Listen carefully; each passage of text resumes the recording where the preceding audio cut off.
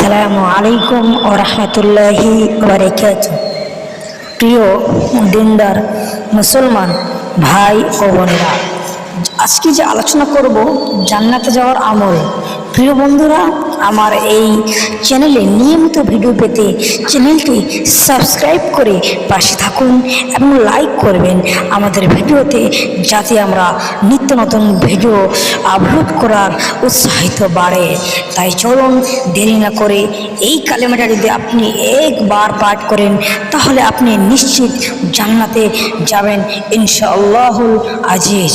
এই কালেমাটির পাওয়ার অনেক, তবে দেরি না করে চলুন এগিয়ে যায়।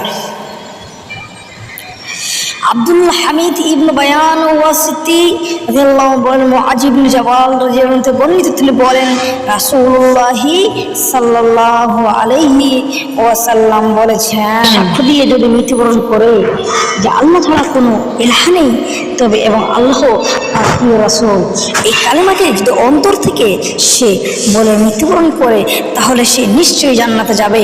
কারণ এই কালেমার পাওয়ার হাদিসে অনেক বর্ণিত রয়েছে। তবে কালেমাটি হলো কালেমায়ে তাইয়্যিবা, লা ইলাহা ইল্লাল্লাহু মুহাম্মাদুর রাসূলুল্লাহ। বাংলা উচ্চারণ শুরু দিয়েছি, লা ইলাহা ইল্লাল্লাহু মুহাম্মাদুর রাসূলুল্লাহ। এই কালেমাটা যদি আপনি দিনে একবার পড়েন আর যদি সেই ব্যক্তি মৃত্যুবরণ করে তাহলে সে জান্নাতের মধ্যে ইনশাআল্লাহ যাবে। তবে এই দোয়াটি